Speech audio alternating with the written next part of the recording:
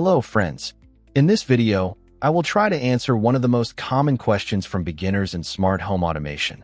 What is Zigbee? What is it used for in a smart home? And how to work with Zigbee devices in Home Assistant.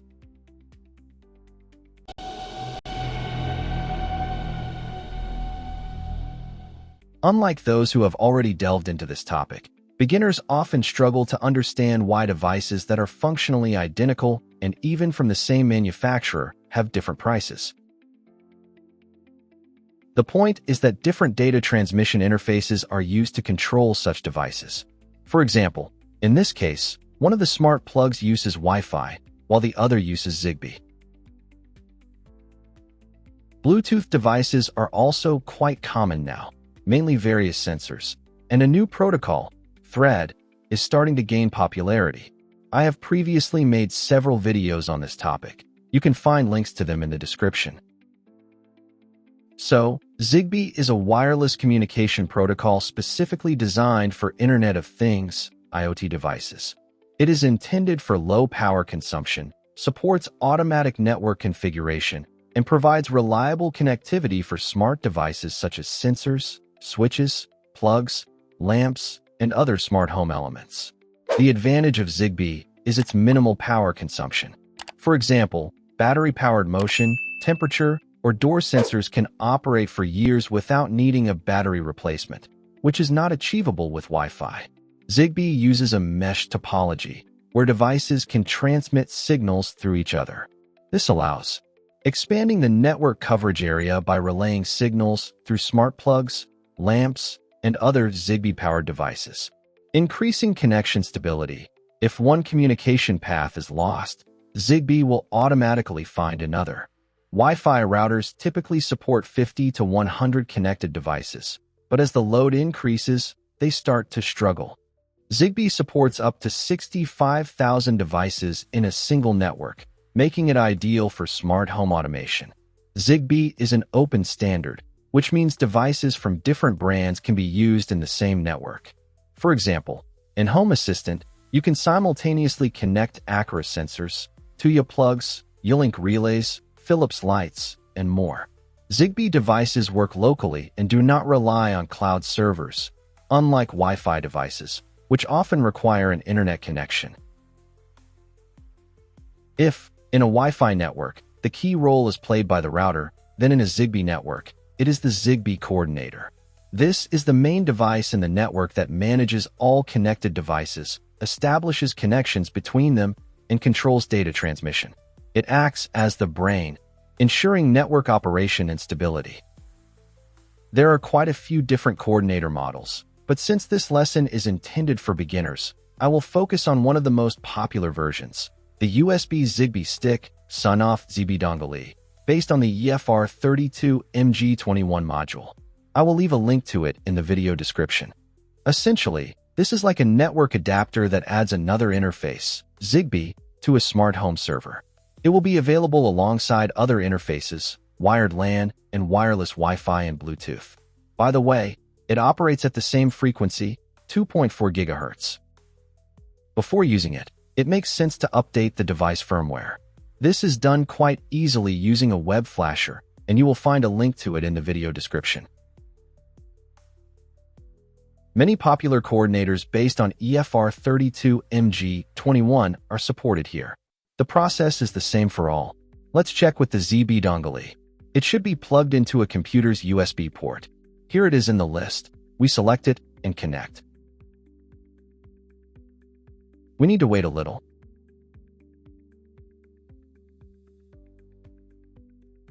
This is the current firmware version. We update it to the latest one.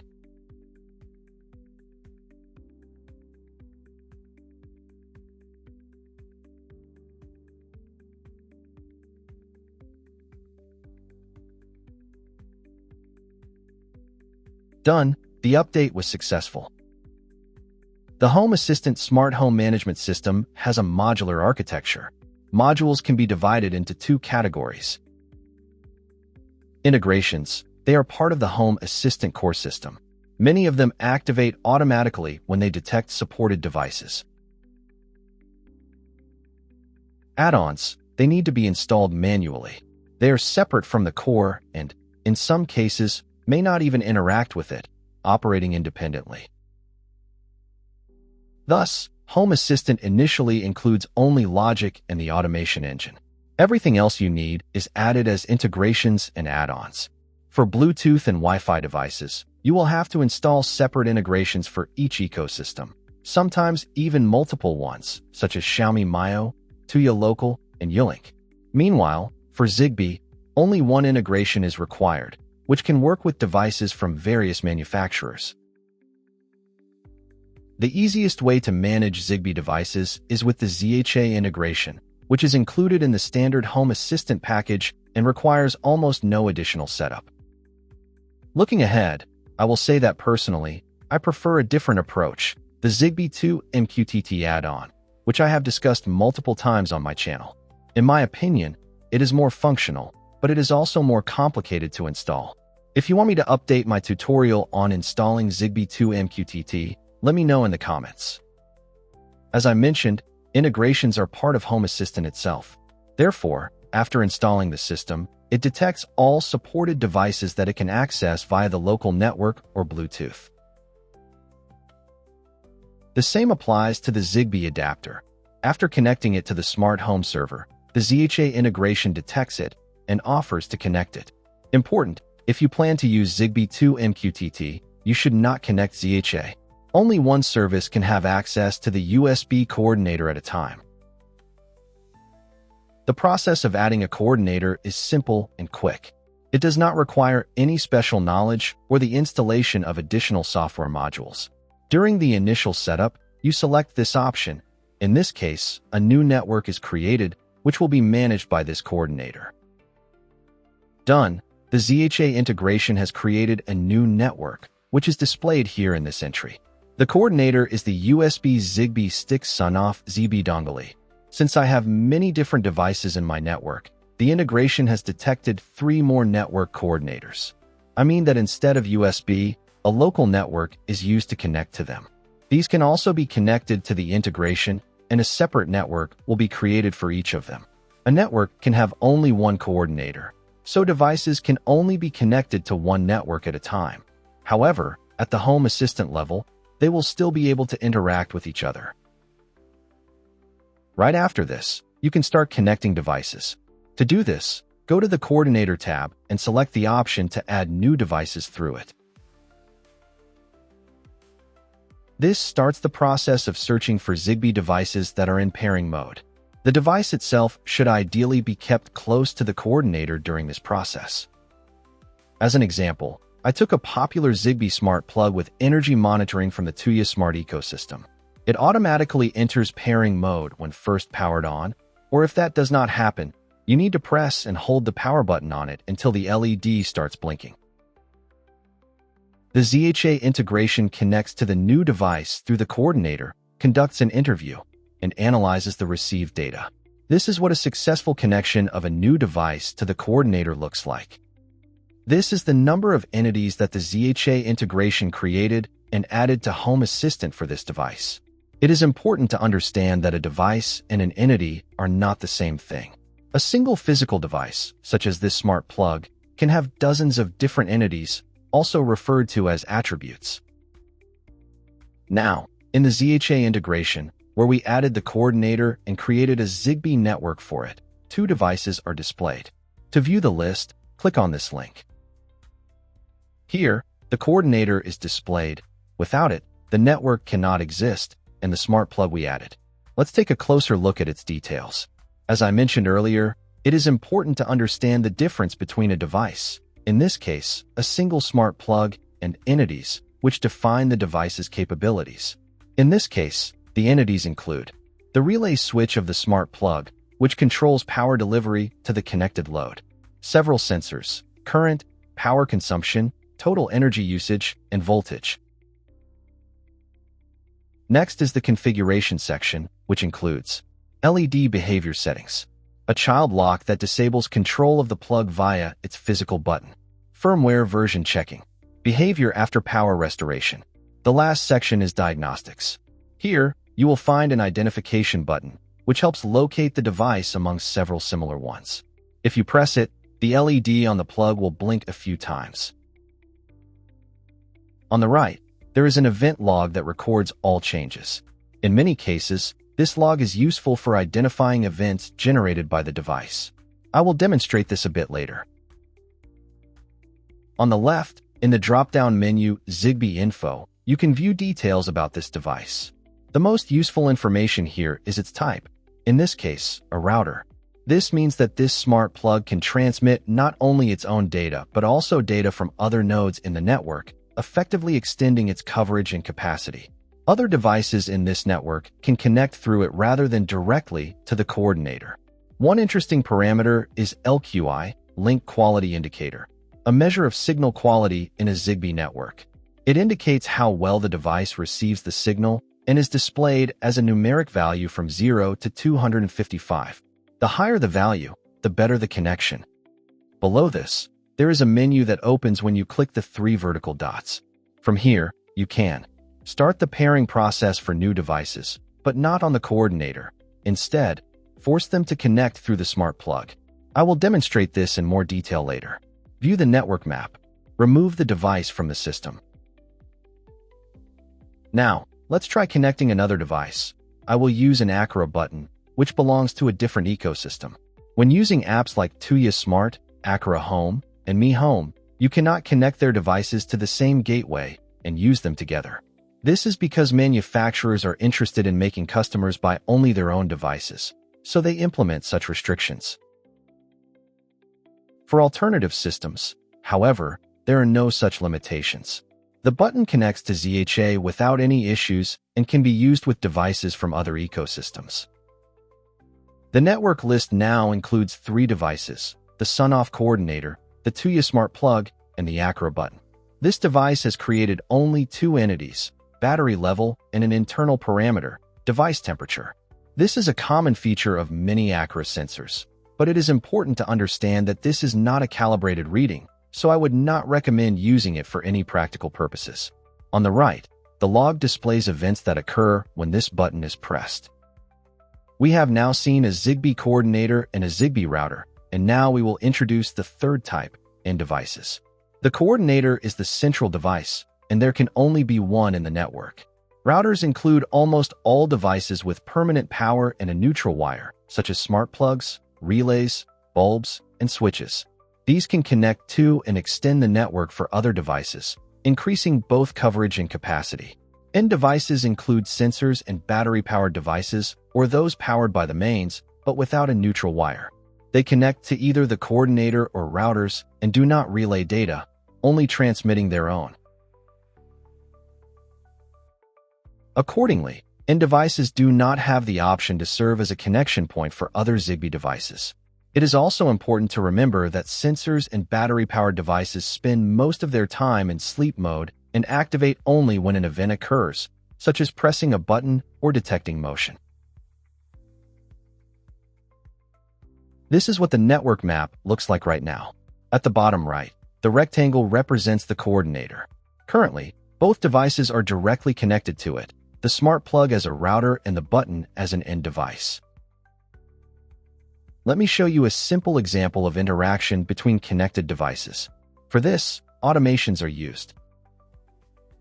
Although I prefer to create automations manually, in this video for beginners, I will demonstrate a visual editor that does not require any special knowledge. The topic of creating automations is quite broad on its own. I have already made a tutorial on this subject, although at that time, this visual editor did not yet exist. In this lesson, I will simply show how to create a basic example. First, we need a trigger, an event that will activate the automation. As an example, we will create an automation where pressing a button will toggle a smart plug. The easiest way to do this is to choose the device category. In the list of devices, we search for the one we need. By default, the system uses technical names, which are not very convenient. Therefore, either immediately after adding a device or at any other time, you can go to the device page and select the rename option in the upper right corner. Then, you can enter a more understandable name that will be easier to use for searching in automations. Save the changes. After this, The system will suggest renaming all entities associated with this device accordingly. If you renamed a newly added device, you can rename its entities as well. But if you have already used them somewhere under the old names, for example, in the interface, you can leave them as they are. Now the button will be displayed under a more user-friendly name. And you will also be able to find it under this name in the device selection menu for automations. After that, you need to select the type of event that should come from this device to trigger the automation. For a button, this is usually presses 1, 2, 3, or 4 times. Different models will have different options. Now, we can proceed directly to the Actions section. Here, we also select a device. We find the smart plug. You already know how to rename devices. After selecting the plug, you need to specify what exactly should happen when the trigger is activated. In this case, it will toggle the state to the opposite one. If the plug was on, it will turn off, and if it was off, it will turn on. We check. The automation waits for a short press, meaning a single press of the button, after which it toggles the state of the plug. Save the changes. The last step is to name the new automation, and now it is ready to work. Let's check how it functions. Each button press, which is logged in its event journal, triggers the relay switch of the smart plug.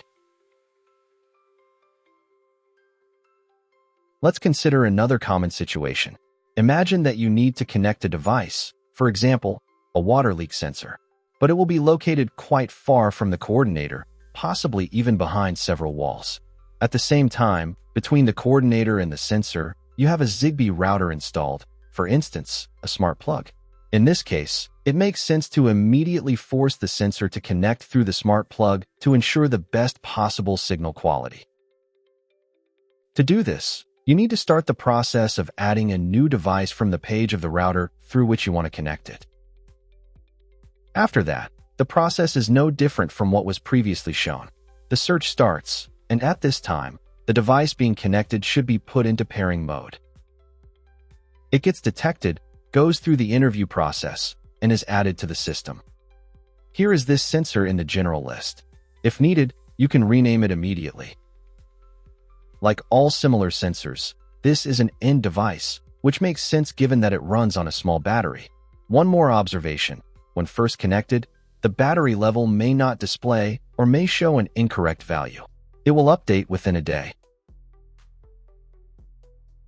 Here is the current device map.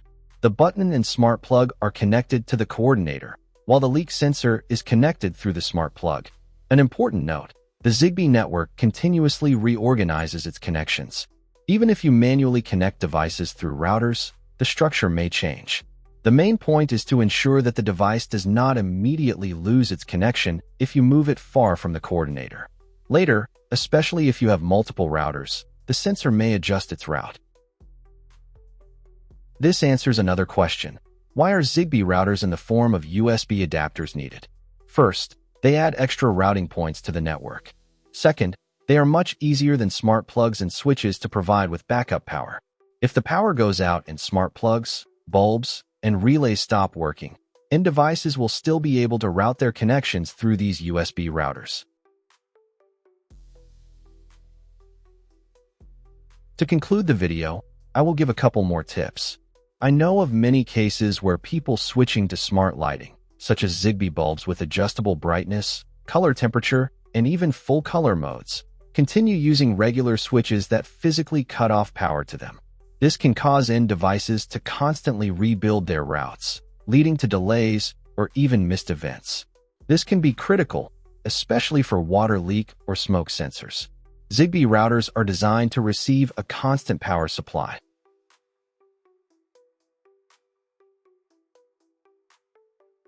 This tip also concerns the correct order for connecting Zigbee devices, which is essentially the process of building a Zigbee network.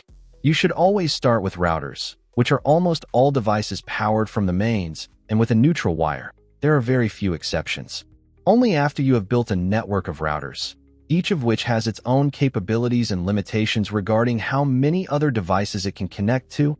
I have a video on this topic, which you will find linked in the description. You can proceed to connect end devices. If necessary, You can manually specify which router they should connect through. In some cases, a device may not be able to connect to a particular router. In that case, you should try another router or connect it directly to the coordinator. That's all for now. I hope this video was useful and interesting for you. I would appreciate your likes. They help promote the content on YouTube. If you don't want to miss new videos, subscribe to my channel. In the video description, I will leave links to the mentioned resources and tutorials, as well as to my Telegram channels, social networks, and discussion groups on smart home topics. Join in, it will be interesting. Thank you for your attention. See you next time. Peace to all.